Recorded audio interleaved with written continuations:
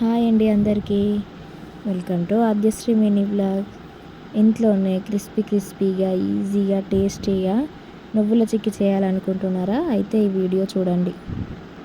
ముందుగా stove on చేసి ఒక ప్యాన్ పెట్టుకొని 1 కప్పు నువ్వులని లో టు మీడియం ఫ్లేమ్లో అడ్జస్ట్ చేస్తూ దూరగా లైట్ బ్రౌన్ కలర్ వచ్చే వరకు వేయించుకోవాలి. హై ఫ్లేమ్లో వేయించుకోకూడదు, ఎందుకంటే చిక్కీ అంత క్రిస్పీగా రాదు.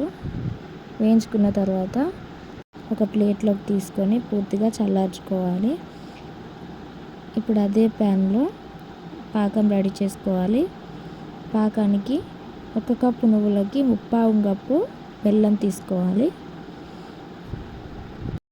ఈ ప్రాసెస్ మొత్తం మీడియం ఫ్లేమ్లోనే చేసుకోవాలి, హై ఫ్లేమ్లో చేసుకోకూడదు.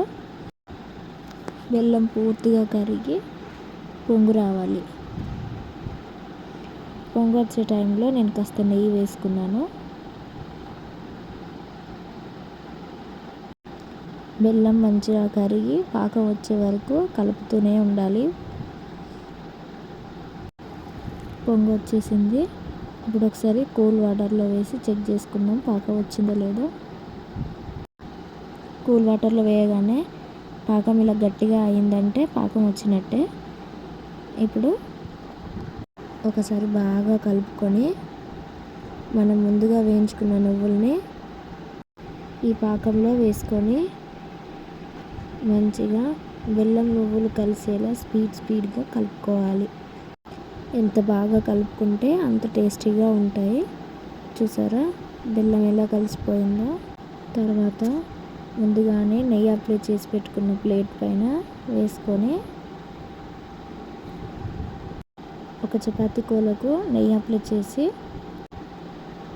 రౌండ్గా చపాతీలా ప్రెస్ చేసుకోవాలి. మనకి నువ్వు ఉండలు కావాలనుకుంటే ఇలా ఉండలు కూడా చేసుకోవచ్చు హీట్ మీదనే.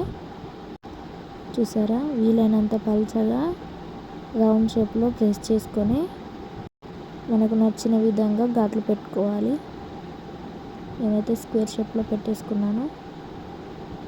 చూడండి, కాసేపటి తర్వాత తీసేసుకోవాలి. చూడండి ఎంత బాగా వచ్చిందో.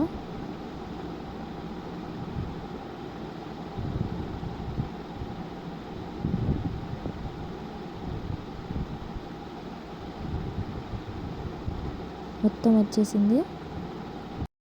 ఇప్పుడు మనం ఘాట్లు పెట్టుకున్న ప్లేస్లో లైట్గా ప్రెస్ చేస్తే మనం ఏ షేప్లో అయితే కట్ చేసుకున్నామో ఆ షేప్లో మనకు వచ్చేస్తాయి నువ్వుల చిక్కీ.